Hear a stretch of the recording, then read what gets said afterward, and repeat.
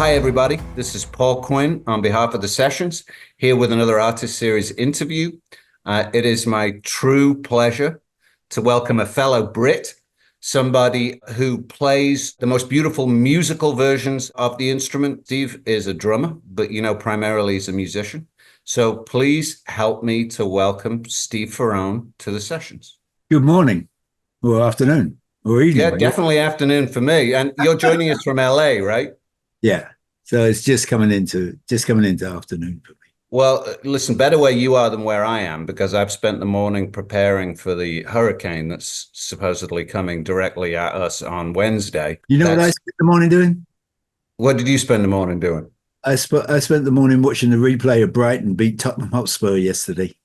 I guessed you were a Brighton fan. So for those that don't know, Steve is from Brighton. I watched Liverpool beat Crystal Palace too. That was quite joyous. And I thoroughly enjoyed watching Tottenham beat Manchester United the week before. I may have enjoyed that more than Brighton beating Tottenham, but I'm pretty happy when Brighton wins. Well, we were 2-0 down at halftime and then came back in a 3-2. in a glorious moment and a marvelous collapse for Tottenham. Yeah. Well, for those of you that don't know, I'm sure many of you know Steve for his association with Tom Petty and the Heartbreakers. But before that, Steve played with, oh my gosh, the Average White Band. And he's toured and or recorded with Michael Jackson, Eric Clapton, George Harrison. First time I saw you was with Duran Duran. Yeah. And then also with, of course, Shaka Khan, Mick Jagger, and one of the most underrated pop bands, Scritti Politti, one of my faves. And we're just delighted you can join us today. So why don't we kick it off with kind of the standard question? Where did music start for you when you were a little kid? How did music enter your life? Well, I was born in Brighton, pre-TV. That's how old I am. I'm 74 years old. Before everybody had TVs, we used to listen to the radio. People would sit around and listen to the radio. That was it. And I was but a baby in my high chair. And I had my spoon I would eat with, and then some music would come on and I would start banging my spoon on the high chair in time with the music. And that's my grandmother and my mother said, well, he's banging that stuff in. We got to do something with him. So when I was about as soon as I could walk, when I was 3 years old, they sent me to tap dancing school. And that was my introduction to show business, I guess, before bands really came onto the horizon. And you're not the only great drummer who started off as a tap dancer. No, loads of us did. Steve Gadd and Buddy Rich did. What age were you when you started tap dancing? About 3. About as soon as I could walk, really. And how long did you tap for? Till I was 12.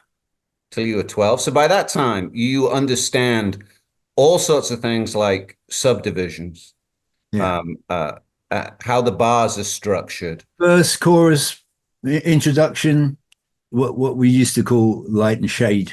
The teacher was the teacher that I had. Her name was Molly Calder. And she would really sort of drum into me this thing about this bit's a bit quieter, and then builds into that piece, And so, and listen, I hate to encapsulate anyone's playing, right? But I think the thing you're known most for is playing the perfect part for the song, right? It's playing the right thing at the right time. It's never about you. It's about how do you make the song better. And, I guess that those roots came from tap and from dancing. Absolutely. I danced to standards. It was all about the song. When I danced to the song, like I said, there was sections to the song. It was a build through the song, and then here comes the bridge, and so I learned that. It's funny. I was sitting talking to my son some years ago now. My son was sitting with me, and I was doing an interview, and I was talking about that, about the sections of the song and how they move. And he was like, I don't understand that. I didn't understand that about the sections, like introduction, verse, chorus, verse, chorus, bridge, the way that songs move. And I've been fortunate enough to had enough really great songs put in front of me to play. I've often said I don't know if the songs that I got to play on were hit songs as I got them, or if I contributed something to make them a hit song. Probably a bit of both. But, I'm sure a bit of both. I mean, I think sometimes when you've got a great song, the job is not to destroy it. When I got Ordinary World from Duran Duran, I'd gone to London to work with George Harrison.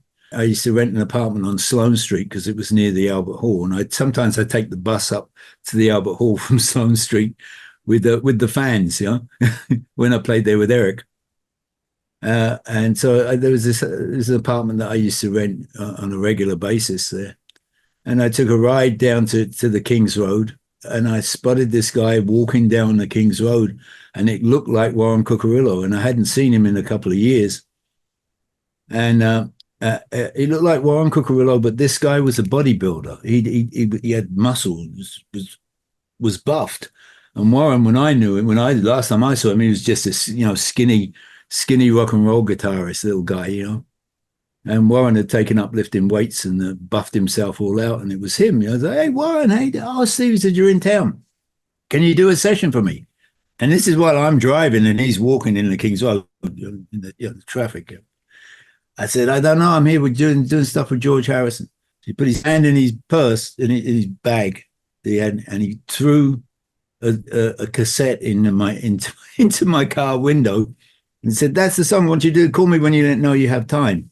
And then I drove off and I popped it into the cassette player, and it was the demo for Ordinary World. Basically, it was the track that I had to play to, which had like drum machine on it, and I called him back up and I said, "You don't need me to play that. This is a hit song." And they said, "John, we want you to play on it." And so I went. I got it was fortunate for me that I got to play on a song that I thought already was a hit. I would have bought it. Like I say, just don't destroy it, right? Yeah. Just play it right. Well, before we get that far, so from being a tap dancer, how did you get sticks in your hand? How did you go from learning to play those rhythms with your feet to learning to play them with your hands? Well, Max Bygraves was, right? Of course, yeah. I did a summer show. I was 12 years old, and I did a summer show with him at the Hippodrome in Brighton. I was part of a children's chorus, if you will. There was a bunch of kids that would come on and sing songs with Max, And the twist was all the rage back then with the Chubby Checker. So everybody was doing the twist, all us little kids. They had a song where we'd all get out on the stage and we'd do the twist with Max Bygraves. And while I'm up there doing the twist, I'm listening to this music going on, and I look down into the pit and I see the drummer sitting down, and I see him going, and oh, look what he's doing with his hands. Oh, then I went back up to the dressing room and I tried to do it. Anthony Bygraves, I used to share a dressing room with Anthony Bygraves, Max's son, and he too is a drummer, still is a drummer, and I'm still in touch with him too. Anyways, we used to practice playing that, and then we go down and go back and do this twist thing again, and then I'd look at what's he doing with his feet? Have a listen to what he's doing with his feet, and then I try to add that, and that was the start of it. And then the next song that I heard was Take 5, and then I wanted to play that. That's a little odd. Yeah, I've been playing for 25 years. I actually longer than that. Gosh, it depresses me. Actually, close to 45 years, and I wish I could still play Take 5 properly. Yeah. Well, the beauty of that song was that how it was presented. It was presented with it wasn't just somebody playing in 5/4, and it isn't that difficult. It had that beautiful melody that you could just play along with. It's really easy to remember the 5/4 when it sounds like 4/4. Yeah. Ironically, if you were to call my cell phone right now, my ringtone is Take 5. Ah, great, cool. So yeah, it's just one of the most beautiful songs of all time. I think it is. Paul Desmond makes it magical. Absolutely. So once you got these sticks and this desire, did you take lessons? Do you have formal education? No. There was another place called the Regent Ballroom in Brighton, which was near the Clock Tower. Do you know Brighton at all? Are you familiar with it? I played there. I think I get confused. You remember those days when you play a lot of different places? Yeah. So I remember playing the Winter Gardens I think in Bournemouth, Yeah. and then heading off and doing something in Brighton about the same time. But I'm familiar with the city. I mean, it's a beautiful place. Well, as you come straight down from the station, there's a place called the Clock Tower, right? And now on the left hand side of that, on the left hand side, there's a Boots Chemist, right? That used to be the Regent Ballroom. You know? Okay. And it was a bit of a fight. There was a place called the Galleon Bar. It was a bit of a fight at night place, one of those places. But Yeah, no shortage of those in the UK. oh no, not at all. I mean, there was no shortage of pubs in Brighton either. No. You used to find your way from one place to another by the pub names. So in the Regent Ballroom on Saturdays, they used to have a thing for people could drop their kids off and go do their shopping, and they had a disc jockey that would play songs, and 10, 9, 10, 12-year-old kids, maybe up to like about 13, maybe, would get dropped off there while the parents went and did the shopping, and they go in there and sort of act like adults, drink Coca-Colas, and they had the ballroom was there, and they had a disc jockey in. And me and my friends used to go there as 12-year-old raging hormone kids that were, all we wanted to do was be like James Bond and have girls chase us. Useless, just useless. So we go, but we were good dancers. So we'd go and we'd dance with these girls, and then it would be thank you very much, and then they leave. That would be it. So one day, a Manfred Mann's band came and played. They were playing that evening, and I guess they were doing their sound check. They decided to do their sound check and play for us little kids while we were there. They had a bit of an audience with little kids while they were doing their sound check. And every girl in that place went crazy. Every girl was like screaming and yelling and going nuts. And I said to my friends, that's what we need to do. We need to have a band. I had a little toy drum kit. I got a little toy drum kit. And another guy had a tea chest with a broomstick with a piece of string attached, because we'd seen that with the skiffle bands, And there was a guy who had a real guitar. His dad had bought him a real guitar, and had a little record player that his dad had made into an amplifier, so that he could plug in. That was his amplifier that he could play his electric guitar through. And we learned. I saw us standing there by the Beatles. That was it. And that was probably the only thing that we just go and played that all afternoon, I was laughing before because I can't lie to you. You're not the first very successful musician who's told me that they took up their instrument in order to make thousands of girls scream. Yeah. Whereas I've spent most of my life just trying to make one girl scream. So you're probably a lot richer man for it. might be true. Certainly, well, richer in spirit, perhaps. But no. So is this back in the doo-wah-diddy days of Manfred Mann? Yeah, I don't remember what songs that was. Yeah, it was way back then. I used to, we used to see him on the. Well, I don't even know if it was Top of the Pops then. It might have been Ready Steady Go. That was the driving force for us to do something. So we go and practice at a friend's house in the afternoon, and we just play once. I just make it. We didn't really do. We never played a gig or anything. But the guy who had the guitar. And it's funny, there is still this musical connection that's still there amongst live players, that guys buy instruments and they go and hang out in music stores. They go in there and they try out stuff. Even if they can't afford it, they want to play something that's decent and see what it's like. I mean, you can walk into any guitar center and there's a kid with a guitar, just some of them just shredding, Yeah. and trying out all these different guitars, and well, he used to do that. He'd hang out, and the other musicians used to hang out there. And the way that people got gigs in those days was either through the New Musical Express or the Melody Maker. Yeah. And Or later, Sounds magazine. That's how I got my first auditions, through Sounds yeah, all magazine. that, all that's a little one ads. Musician wanted ads, Yeah. drummer wanted guitarist wanted bass player. Or you go into a music store and there would be a board in the music store. We need, or it would either be an ad for a gig, or it would be we need a drummer, or a drummer needed for this band. So and so looking for a drummer, bass player, whatever.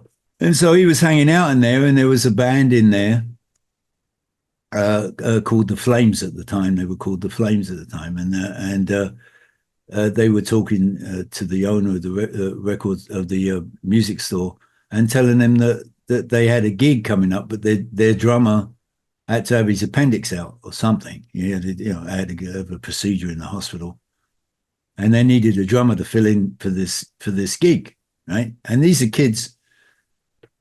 You're English, you know what it's like. You're 12-year-old and there's 19-year-olds, 18, 19-year-olds around. They got no time for us. I mean, basically, when you're 12 years old, the only thing you'll get from a 19-year-old is a thick ear. You're walking past to give you a slap around the head. That was it, So they were talking about this with the music store owner, and my friend took his life into his hands and walked up and said, "I know a drummer." And they were a blues band, this band, the Flames. And they said, "Who's that?" And they said, "Well, it's this black kid, right?" And which is which was a reference for me to be able to play in a blues band, I guess, even though I knew nothing about it. And they said, they said to him, "Okay, well, have him be at this address this evening. We're going to do a rehearsal this evening. If he wants to play, have him come over and play with us, and we'll try him out." So my friend came. No telephones in those days. He came running round to my house. He said, "There's these big kids, and they got a band. They're looking for a drummer to fill in for the weekend." And I told them about you, and I'm like, "What'd you do that for? You get me into trouble?" And they're like, "No." So they, I took my life into my hands, and I went over there and walked in there amongst all these kids and big kids, and sat down, and we started to play music. We started to play, and they said, "Okay, well, you can do the. It was a little youth club in the church hall, and that was my first gig." And Did you know right then, right there? Did you think, yeah, I'm going to do this a lot? No, I mean, I was kind of excited. I mean, I learned some of the songs that they were doing. It was like Chuck Berry stuff, and they said, "Oh, I didn't even know who Chuck Berry was. I had no idea." They were talking about people that I'd never heard of. But 12 Bar Blues for me was pretty simple, straight ahead stuff. It was like I didn't have any problem playing that. And a couple of pop songs that they did as well, like songs that was in top 10 stuff that was around at the time, top 20. And I went and did that show. We did the show with them. As a matter of fact, they had a musical breakdown in the middle of it, and I ended up doing a drum solo. They were fixing it. One of the amps broke or something, and while they were fixing it, I got lumbered with the drum solo, which is probably why I don't really like doing drum solos to this day. But we struggled to it, and then the next thing you know, they started calling me to do their gigs and play with this band, and then they fired the guy who was, I guess they fired or told him that they didn't want him to play with them. They didn't want to play with him anymore. That was in the band, which of course put me in another position of that somewhere out there was an 18-year-old that I'd taken his gig away from him, and he wasn't going to be very happy with me if I ran into him. Yeah, but listen, there's probably throughout your career, there's probably a number of those people who aren't that happy with you for taking their gig. But well, I've never been keen on taking anybody's gig, and I've never done that to anybody. I don't think anybody can say that I took their gig or went after their gig. I mean, I've never done anything. I'm not that sort of person. No, well, but I'm not suggesting that you deliberately went out to get someone's gig, but if a musical director or an artist is looking for the right guy, that there's a good chance that they're looking at you. That's it. That is true. I mean, that happened. I'll move a little bit ahead. Like that's kind of happened with Tom Petty. It was after I worked with them and did the recording. It was basically Wildflowers was a solo album, and so it wasn't unusual. Yeah, when I started doing Wildflowers, it was just me, Mike, and Tom. That was it, and then the Heartbreakers sort of came in. He tried a lot there was other people that were there that were playing, that would come in and play. And then Tom, being a creature of habit, just sort of brought back the Heartbreakers. Ended up being the band on that album again. And I really enjoyed the way that they made music. It was really wonderful. And so, I mean, that was one of the most organic musical bands that I can think of. Yeah, absolutely. Well, and then when a couple of years later, after when that was done, and I got the call from Tom, he called me up and said, what are you doing next year? My first thought at that point was I knew Stan Leach was the drummer for the Heartbreakers, and I said, well, what's going on with Stan, and he said, well, we got our problems. We're having a few problems, and so having been not just a studio musician, but been in bands and been in an average white band, and and knowing that most bands are dysfunctional families, Sure. brothers fighting. That's what it comes down to. Is that they fight over music, over notes. I mean, just an example the other day, Perry Farrell and his guitarist having a huge fight on the stage. They're brothers in arms. They've done a lot of stuff together. They created a lot of stuff together. It's a family, and like I say, sometimes it's dysfunctional family. And I said, well, why don't you talk to Stan? And I say, if that works out, thanks. I would love to have taken that gig. It would have been great, but I know what that's like. So just once you've had a word with him and figured that out, if call me back. And a couple of hours later, he called me back and he said, "You're going to work next year." And that was it. And the rest of it was none of my business. I didn't ask what the conversation was about. Nothing. But that was, that was just, I guess that's just part of the business, And listen, I'm a huge fan of Stan. I'm sure you are too. I mean, another great music drummer. Great, another song player. Yeah. But that transition between Stan and you was pretty seamless, at least from the fans' perspective. Hey, first thing, when I started working with the Heartbreakers, I really loved the way that they approached music. Tom was such a great songwriter. Yeah. So it's easy. All I had to do was sit down and play the song. That's my job, just sit down and listen to the song. And he's got great songs and great lyrics. And all I had to do, that was all I had to do was do that. You have that musical thing in your head so that from your perspective, it's a simple thing to do.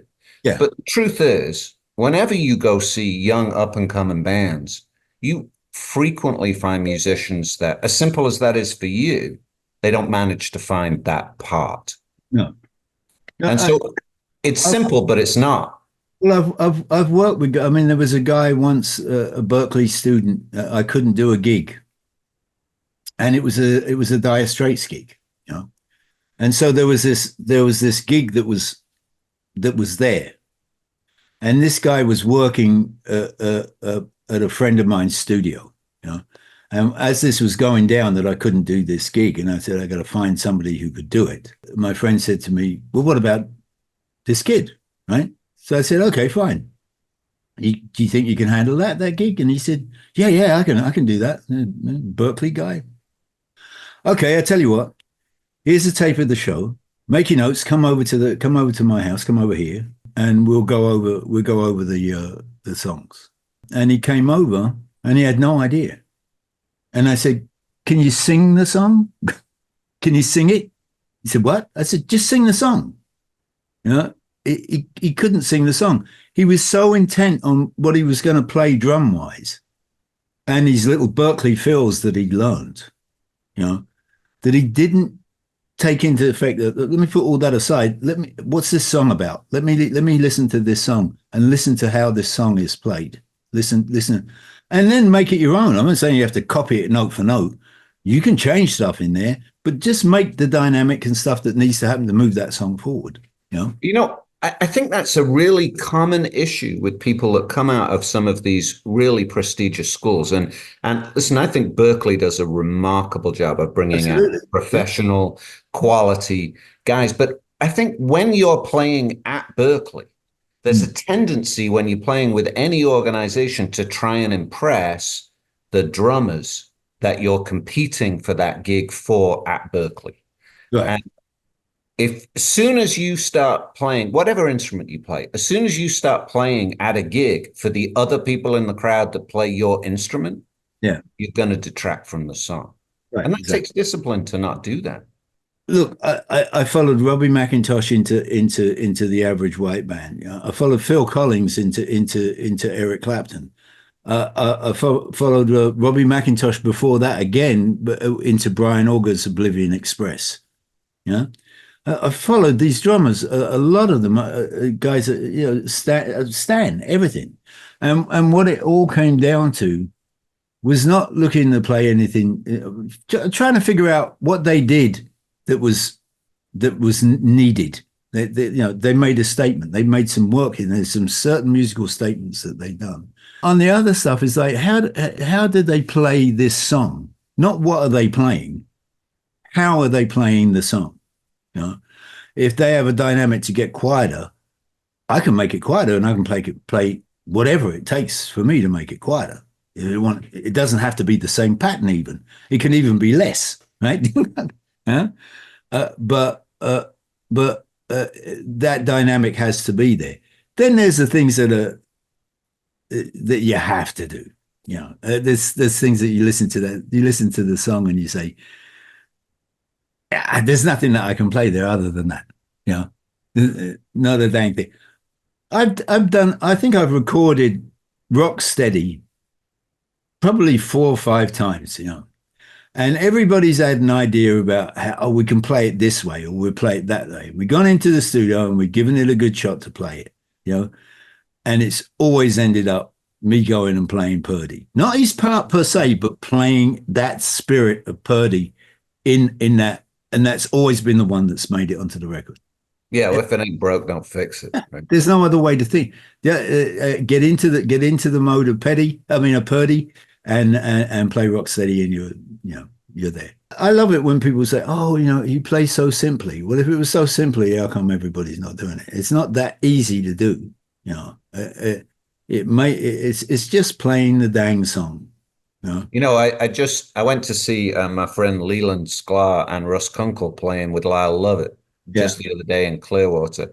And I just sat in awe of watching Russ play that gig because he doesn't play anything that is ridiculously complicated. No. But everything he plays and his respect for space is so phenomenal. Feels good, doesn't it? Oh my God, does it feel good? And talking about feel good, so I mentioned the first time I saw you was playing for Duran Duran. It was at Madison Square Gardens. Yeah. And I was late at the gig, and I hate being late for anything, but I was late. And I came in while the band was stood at the front of the stage clapping, getting the audience to clap. Mm-hmm. And you were just playing a straight 4 grooves, nice little ghost notes, straight 4 groove. And 20,000 people were going, dancing, yeah. And I thought, that's not easy to do. That's just not easy to do. It's a wonderful thing to experience, though, when you see, when we played with the Heartbreakers, we played at Hyde Park, and you look out and there's 100,000 people out there, and I'm rocking Refugee, and I see that whole audience. Yeah, that's got to be a good feeling. I mean, that's got to make you have a good day right there. Yeah, it's great to see. It's an amazing thing to see. So Steve, was there a singular moment when you were growing up when you just thought music's going to be my life? When I was I'd say about 7 or 8 years old, my race never came up. It didn't come up until a couple of years later. There was a band called the Deep River Boys. And they were a gospel band, a close harmony gospel band from New York. and they had a radio show on Radio Luxembourg, and they were very popular. People used to like to listen to Radio Luxembourg and tune into their show, the Deep River Boy show, and they used to sing Deep River. Da, da. It was all gospel harmony stuff, but they were great. And they played at the Hippodrome, the same theater that I did that summer show in. And my parents took me down there to see this man. There were these 6 foot tall black men on stage singing and doing things like lucky black cat, da, da, and they swung. And I was like, this little kid, like, whoa, this is fantastic. And jumping up and down and dancing around, and the audience was looking over at this little kid that was like dancing with them on the stage and everything. They sent somebody out to bring me backstage to meet them. And I went back and I met these men, and I remember saying, I said, this is funny. I said, I wish I was, because then saying black wasn't polite, right? Yes, I remember. I wish that I was colored like you guys. And Harry Douglas, in all of his wisdom, said to me, I'm going to cast a spell. And I want you to go to bed tonight. And when you wake up in the morning, I want you to go take a look in the mirror and you'll see. You'll be just like me. That's that night, beautiful. woke up, ran to the bath, went to the. Well, we didn't have a bathroom; we had a kitchen. What we called a scullery, and we used to have to wash in the sink in the scullery. And there was a mirror above it, and I looked in the mirror and yes, it worked. Fantastic. That was good. that was about it. But that was the moment I wanted to be. I wanted to be on stage. I wanted to be those guys up there. That was what I wanted. And so how old were you when you did your first professional show, when you actually got paid for it? I was now going through school, and they were telling me, I was saying that I wanted to be a drummer when I left school, and they said I couldn't be. And I was playing with this band, with these same guys for a few years. And basically, we'd play and they'd give the band £1, and you could have all the Coca-Cola that you could drink. And you'd have to, that pound would probably go into the gas for the car to get to wherever we had to go. We go play places like Bognor Regis. And so I never really got paid for that. I think when I went up to London, when I was 16, I was playing with bands, but I took a job at the post office so that I could eat. I did the starving musician thing. We go and hang out at this coffee bar called the Gioconda up there near Centrepoint at the end of Oxford Street, and all the musicians would hang out. There's a lot of music stores around there, and there was a recording studio that was owned by Eddie Grant across the street. And when they wanted a musician, they'd send somebody go over to the Gioconda and find a drummer or find a. And I was sitting in there one day, and they said, "You're a drummer, right? Yeah, come on, we need you across the street." And I went over there and I sat down in the studio, and played with these guys, and they gave me £9, which was a fortune for that for me, So that was probably the first time that I ever got paid. Everything else was like, just a drips and drabs, £1 here, something like that, and to sort of struggle through. And then went off to first sort of regular gig was when I got to Italy to go and play with this band, Mouse and the Traps. And I got there. It was a hellish experience getting there. We had an accident in Belgium in a snowstorm, which completely destroyed the van. And we had to move everything onto a train. And then from the train, we went on the train down to Italy, got to Italy, went to this club, set up, started playing, and it was warm. It was like 60 degrees, and coming from England, the freezing cold of England, into the warm of the Rome climate, 60 degrees. I was sunbathing, 60 degrees now, living out in California, I'm freezing, but yeah. but put your jacket on. But back then, the English winter, was harsh, and I'm not a big fan of the cold, and I just loved it down there. So I went there for 2 weeks, and this guy Ronnie Jones said to me, "Well, I'm looking for a drummer for my band. Would you like to stay down here in Italy and play in my band? I'll pay you £40 a week." £40 a week. Whoa. Yes, I'm in. This was high life right there. And Italian girls. Whoa. I'm in, And so that was probably it. I'm still in touch with him. He's 87 years old now. He lives in Milan. Yeah. Cantankerous old thing he is now. He's a great guy, though. Funny. Well, there's no shortage of cantankerous people. Oh, I'm going to be cantankerous. Believe me, when I get to be 87 years old, watch out. What do you mean you're going to wait till you're 87? Well, I'm a little bit now, but yeah, I'm getting there. I'm practicing now. I'm a cantankerous in training. It's funny you should say, because when you were talking before about not liking to perform drum solos, I remember seeing you playing a gig with Osnoy. Yeah. And someone in the audience yelling out drum solo, and you not breaking a beat and just going, "Not today." So that ain't gonna happen today, no. Yeah, not today. Maybe another day, maybe not. Well, it's funny, talking about songs. There's another one, Osnoy. Osnoy called me up some years ago now, and I'd listened to his stuff, and I'd seen him play in New York. Will Lee's a very close friend of mine. I'd seen Anton play with him, and his stuff is just, for me, it's just mind-boggling. And he called me up. And he said, "Steve," he said, "I'm going to play a gig in Los Angeles. I'd like you to come and play with me." And I said, "No." He said, "What?" I said, "No, I'm not going to do it." He said, "Why not?" I said, "Because your music is too hard."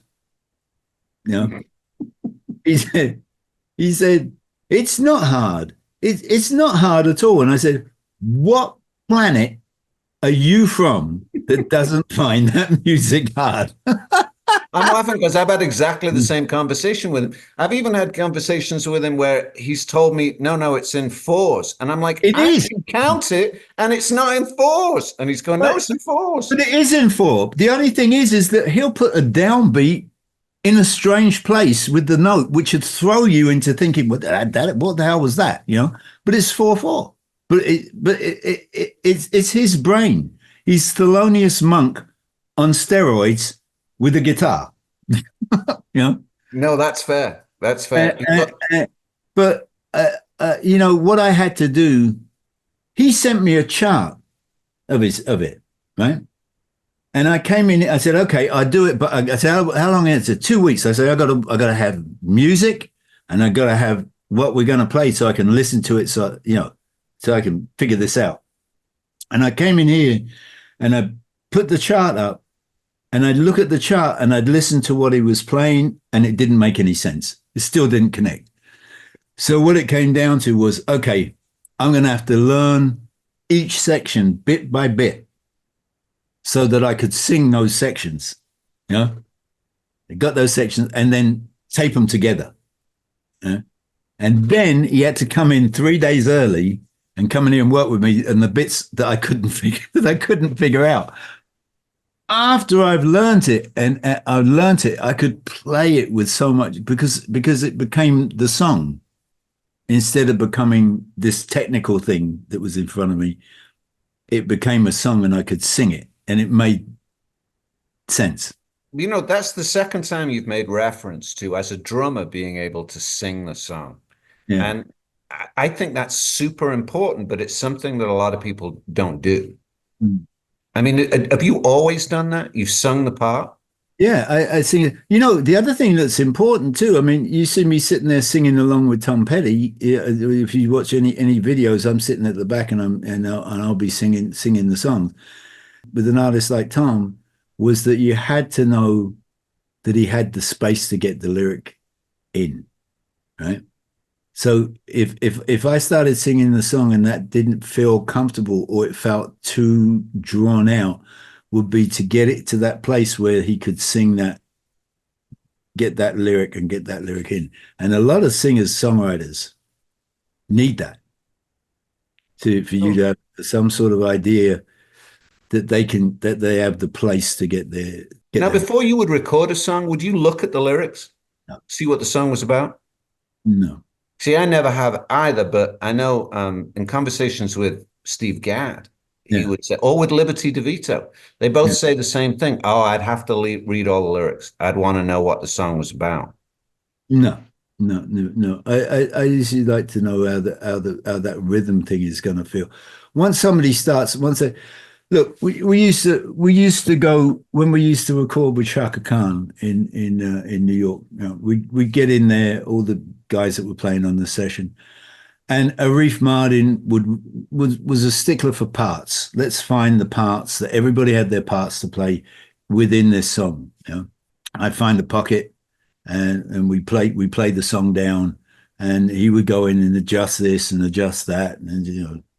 And then we'd have this great track done. Then Shaka would arrive and she'd open her mouth and it would change. The whole thing, this is like all go out of the window, you know, because the focus was on how do we make this fit, all this stuff that we've been doing fit around this vocal. And that's where all those great tracks came from. You know, God, what a joy and what a singer to fit your parts around. Oh my gosh. Amazing. Phenomenal singer. Just a phenomenal singer.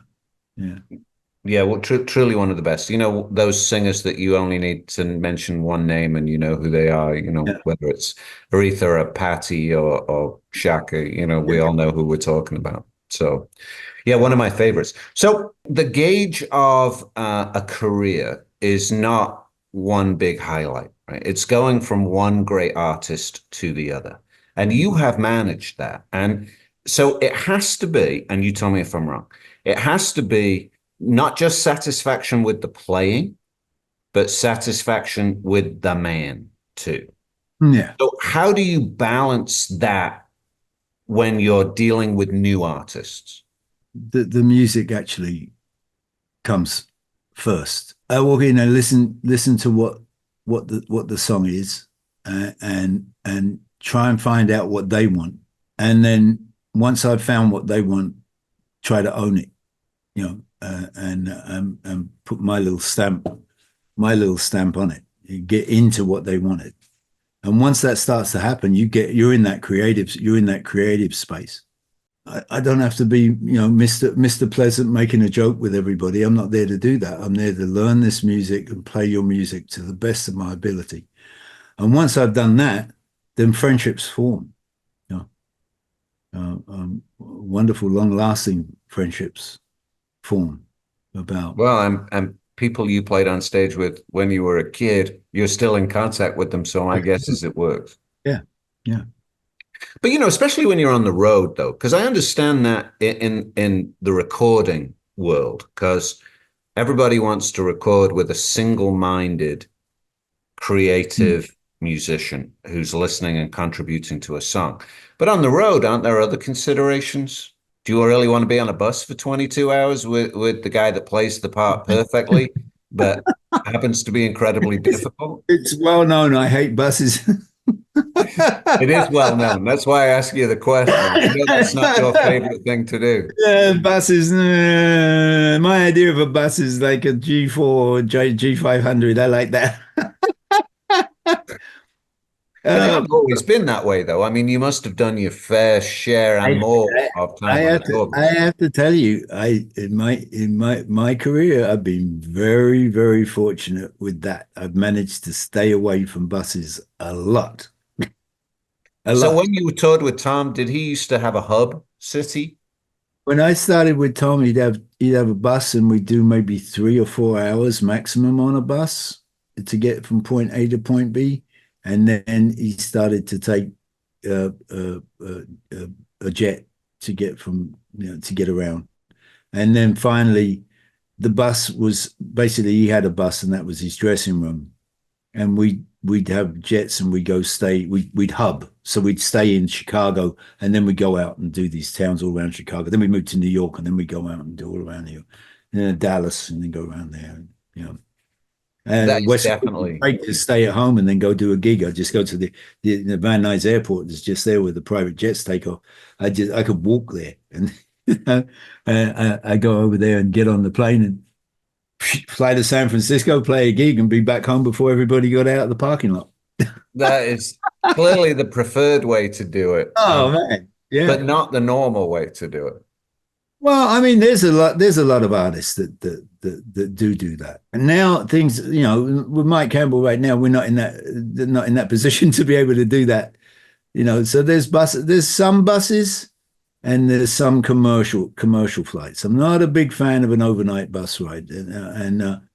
I was out on a tour in Europe, and they had this bus, and I thought, well, okay, well let me just try it. And then I found out that you do this overnight on the bus, and you get there at like 6 o'clock in the morning. You couldn't check into the hotel till 3 o'clock in the afternoon, and I didn't sleep on the bus anyways.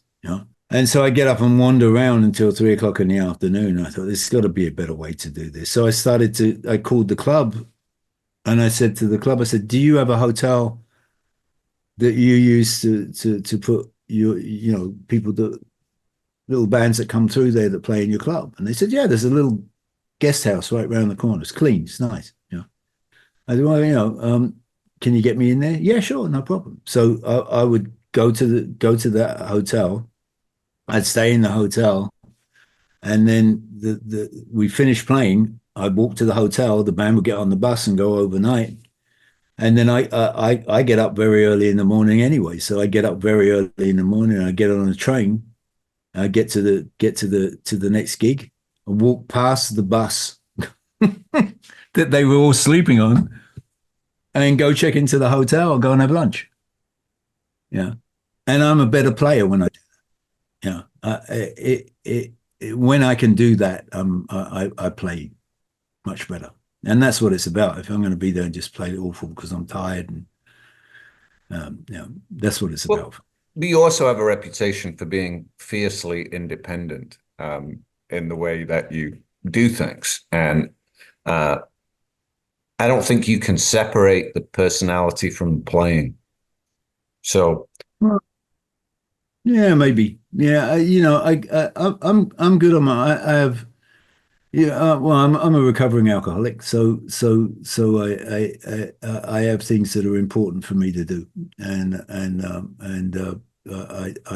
treat that every day, and so it's something that I have to do to be able to do this, to be able to keep a good attitude. The rigors of the road, the road isn't just all being out there on the stage and there's a lot of things that can piss you off traveling, like just checking into the airport sometimes, and people just get right there and somebody's in a bad mood. It's like, oh, it's enough to set you off. No, So it's hard. The road is hard. Anyone, I think, that believes it's all fun and partying hasn't done it for very long. My whole day, this is the thing, is that my whole day on the road is geared to the 2 hours that I'm going to spend on stage at night. Well, so you mentioned something I think that's really important, because, you've played with these huge names. You've had an incredible career. You've sold millions and millions, or been on records that have sold millions and millions of copies. But, this industry does come with challenges, and sometimes it's with access to substances, and sometimes it's with dealing with difficult people. But if you were talking to a youngster up and coming right now, how would you tell them to address some of those challenges? I wouldn't. I don't think I would. I mean, if they asked me about it, I would say, if you need the help, I can do that. I mean, there's people that come and ask me, there's a lot of guys now that are young and upcoming musicians that are getting sober. And they ask me how I do it, and I tell them, you just you have to find a community and plug into it and stay in it. Make that the first thing in your life, and then the rest of your life's going to go fantastic. I plug in every day, 7 o'clock in the morning, to a group, if I can put up with the stuff that I put up in there with those guys who have absolutely zero respect for me and whatever I've done, they don't care who I am or what I've done. They tell me the truth, and I tell them the truth, and that's it. If I can deal with that in there, then I can probably deal with the stuff that's going to go on in the road of the earth. But my mom used to tell me all the time, everybody needs to have at least one person in their life who will tell them the truth all the time. Absolutely. Yeah. Who's willing to risk your disapproval too. Yeah. I think that's a great concept, though, of just starting a 7 o'clock morning phone call with people that just don't care what your concerns are at that given moment. It's amazing, and I'm not the only one who's in there. That has, there's all kinds of musicians and artists and actors and all kinds of people who work in the movies, cameramen and laborers. Yeah, but listen, all walks of life, they're in there. You deserve massive credit for sticking with it, for making the first step to do it, and then for sticking with it. And there's I don't know if I need credit. I think I need to be grateful that I did. That's all. Because I was in a battle with me, nobody else really. Sure, but you won, right? Yeah, I don't know. I don't even say that you won. What you can say is that today I'm good. Tomorrow you're still striving to win. Yeah, if I do the things that got it good tomorrow, that got me through today, then I'll probably get through tomorrow. But there's no guarantees. So, yeah, but listen, I think that's just the best lesson people can learn. You plan for the future, you play for the day, and hope you can make it. And it's inspirational, Steve. I mean, it truly is. But to get to what you were saying, I mean, I've done this. I've done this before. I got asked to go. My kids when they were in boarding school, because they would. I'm a single parent. I was a single parent. They came to live with me. I wasn't about to leave teenagers in the house on their own and go out on the road and do some work and come back and see what I was going to find. So I put them in a boarding school in Arizona, and they had a once a month, one of the parents of the kids would go there. So, airline pilot would go there and he would say, I fly a plane, I do this, that, and the other, I work for this airlines. And they'd be a parent would go in there and say what they did. And then they get a Q&A with the kids about it. So they asked me to do it. So I said to my son, set up the school drum kit. So he sets up the school drum kit, and I roll up there and I play a quick drum solo, play a couple of grooves for the kids and stop. And then I start talking. I said, well, that's what I do. But my job really is to take care of my kids, Jason and Becky. I'm going to tell you, I'm a recovering alcoholic, right? Drug addict and alcoholic. And the teachers' faces were like, what's he going to do? And I just talked to them about recovery, and I told them, you guys are getting ready to go off to college, so I know what college is about, and I played enough colleges to know what that's about. So some of you are going to go and try it and not like it. Some of you aren't going to bother, right? Some of you are going to try it and not like it, stop. Others are going to try it and then say, it's time for me to stop, and then you stop. And then there's going to be the ones that'll have a problem stopping. Right? And sadly, some of you are going to die. Right? So I'm talking to the last two groups. That whatever's going on with you can get help. Take my telephone number, call from Jason and Becky. If you're going off to college, keep that telephone number and call me. And it was funny, I had two calls. One kid had gone out and partying and was like throwing up and was like, do you think I'm going to die, Mr. Ferrone? It's like, no, you're going to be fine, right? But just try not to do that again. Another one had some struggles for a while, and I believe is in sobriety now. But there was one kid that died. Ugh. Yeah, Yeah, well, it's a disease that plagues many people. And of course, it's extremely, I think, disproportionately common amongst creative people. yeah, yeah. And so, And it's sometimes it's that fallacy that I was reading something the other day. That those words and those lyrics aren't inside of you, or the songs or the performance is not inside of you if you're not high.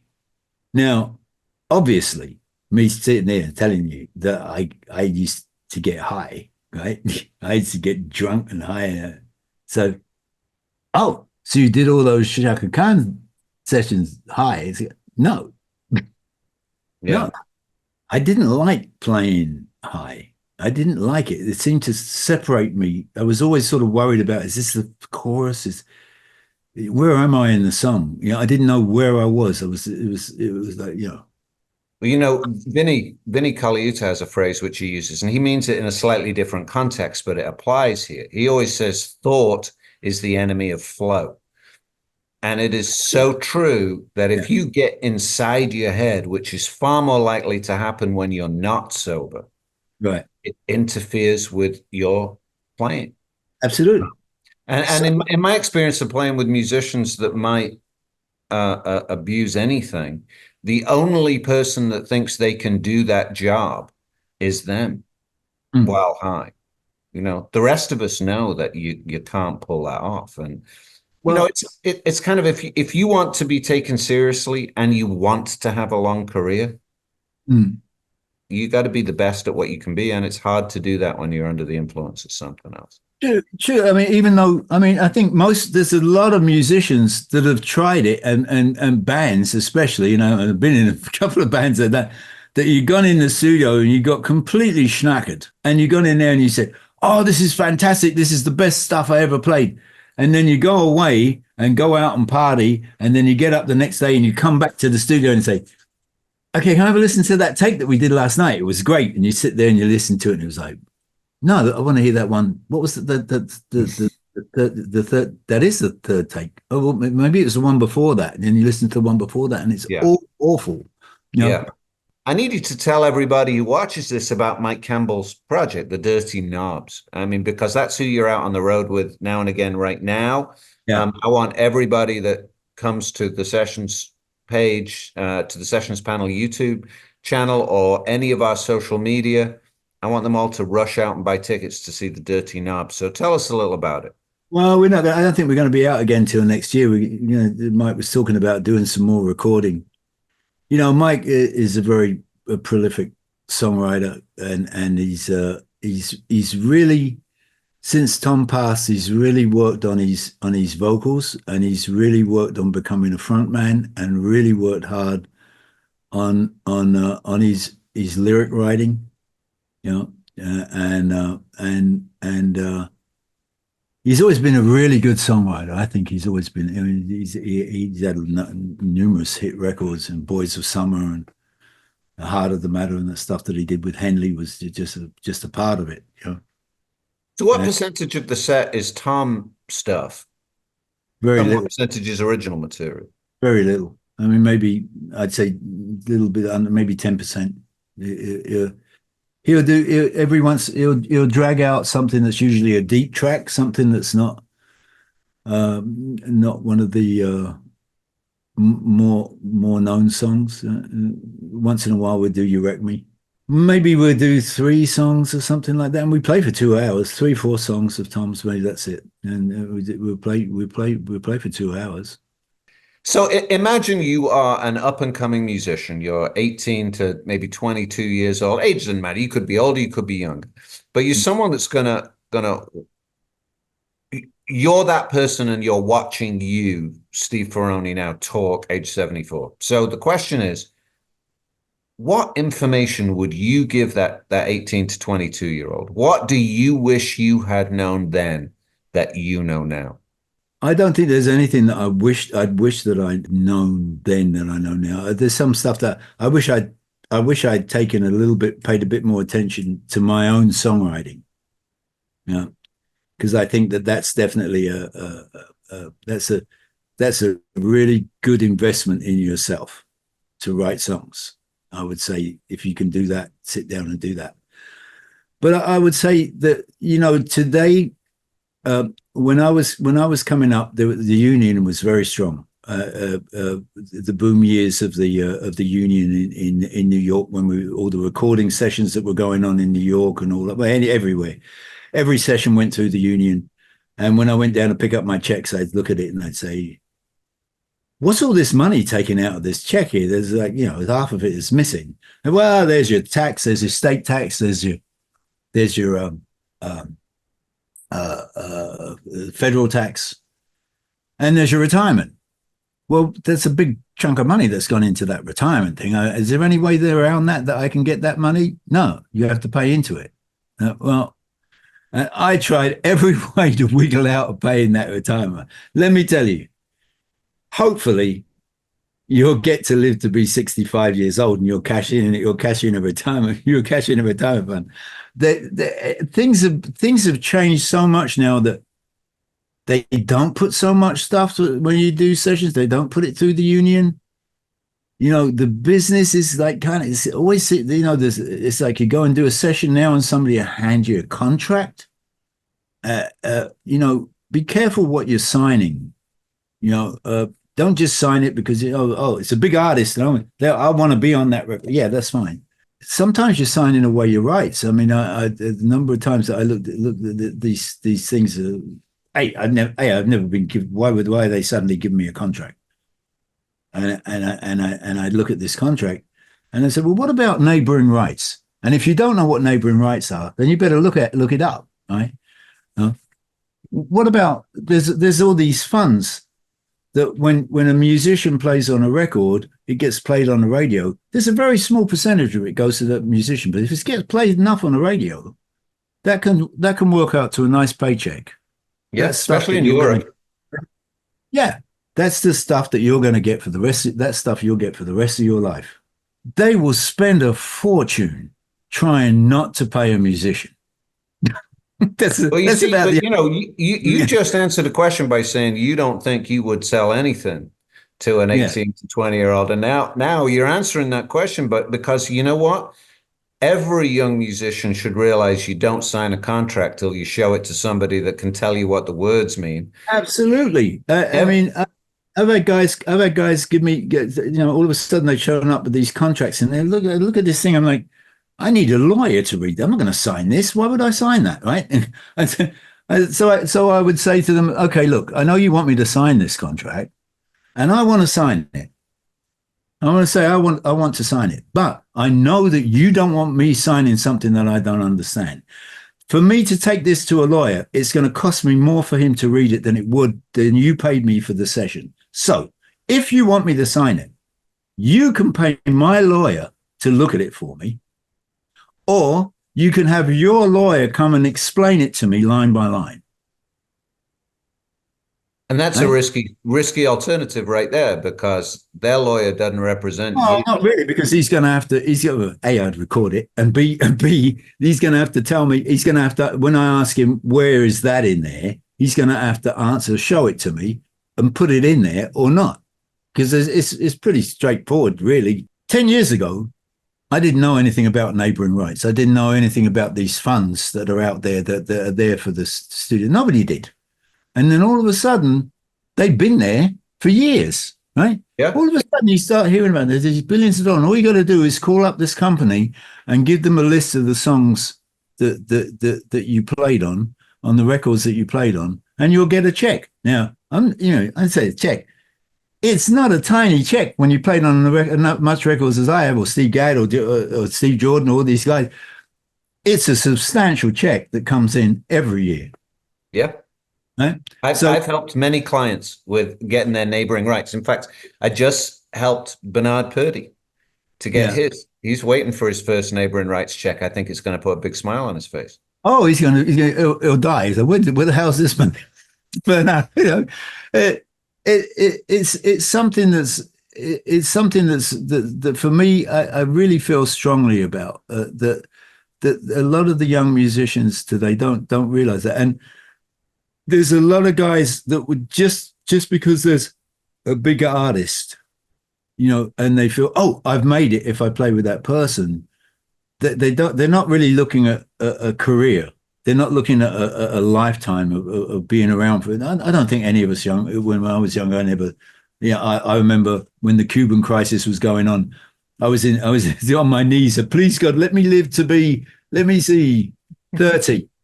Because it seems so far away. Sure, but what you're saying though is completely consistent with what we try and promote, which is you can be a great player, you can be a great guy, but to have longevity, you've got to understand how the business works, and you've got to understand where the revenue comes from, and people need to spend time understanding that and learning those things if they want to have a long and successful career. Well, and don't get me wrong, I'm not promoting greed at all, right? No, fairness. You do like as much as the next person does, right? But what I am promoting is that you do have a life that's going to go on after this, and there is going to be you do want to buy a house, you do want to have a home of your own, you do want to have a family, you do want to put your kids through college and and schools and feed them and clothe them. You want to do all the stuff that everybody else wants to do, and then at the end you should have a retirement. You should be able to retire if you want to. I mean, I don't want to. How can you retire from being creative? I don't see it. I'm as I say, at 74. I retired when I was 65, and I've never been so busy. I should have retired when I was 20. Well, listen, the truth is, as long as you keep playing like you play, as long as you keep smiling like you smile, everybody will still keep hiring you. Yeah, it is. But all I'm saying is that when they forced me to pay into that retirement, that when I got something that I didn't want to do, when I was 65, I was really grateful that I did that. I thought, wow, this is really cool, because I don't have to do that. I don't have to, lots of stuff I don't have to do now. Yeah, well, unfortunately, we live in a society that doesn't really value or promote that union ethos that you and I grew up with, whether it was in the Musicians Union in the UK or whether you're in the American Federation of Musicians or here. We need to get back to that collective. Well, support. okay, so it's not there, but there is this other stuff. There are these Human other rights, right? Yeah, look after that. It's just that's yours. That's your union now. That's your union, your retirement stuff. When you record, they usually put one session through or something just to keep the union quiet. And so the union pension fund is suffering, but it's being made up for on the other side by these other funds that are there. Don't sign them away. You're going to need them as you musicians. Musicians are going to need all of us, not just drummers, guitarists. Yeah, all of us. All right, I'm going to ask you one final impossible question, just to put you on the spot, right? Which is, you have to bury your time capsule of your greatest achievements, but you can only put one song in it. Of all the songs that you have played on, what is the one of which you are the most proud? One that always pops into my head with great affection, and that's mainly because I used to ride around in my truck with my kids, with it blasting, and we, what do they call that? Headbang was "You Wreck Me," Okay. and I think that's a great song. That might be one to go in there. But there's there's just so many. Ordinary World is such a great song. You know, God, I mean, songs that I didn't play on, like I Forgive It All, the Tom Petty song. So there's a song that I love. Aretha Franklin sings somewhere on an album called "The Other Side of the Sky." That's gorgeous. I mean, it's like Pat Metheny's Secret Story album. I mean, I love that. Those instrumentals that he played on there is just wonderful. I played on some of those. I got to play on split that album with some unplugged. Jeez, it's so hard. It's gonna say, okay, who's your favorite player? I told you it was an impossible question. I wasn't there. You know, I mean, just. But yeah, if you want to pop in my head, I always think about that, right? Sitting in my truck driving through Arizona with my kids. You wreck me, baby. Yeah, you break me in too. Steve, listen, thank you so much for spending the time to chat with us. You know, I think the world of you as a person, as a player. Thank you for your time. Thank you, Paul. I really appreciate you reaching out for me to do this. Anything that I can do. If you need to do a part 2, I'd like to do that. How's that? Hey, all right. Well, I like the sound of that. Dom Famularo here, the Sessions panel. This is so exciting. Thanks for watching. Thanks for subscribing. Click the subscribe button to be a part of what we're doing. The views help us tremendously. All of your comments, we read them and react to them. This is incredible. The support you're giving us is great. The Sessions panel. We'll see you real soon.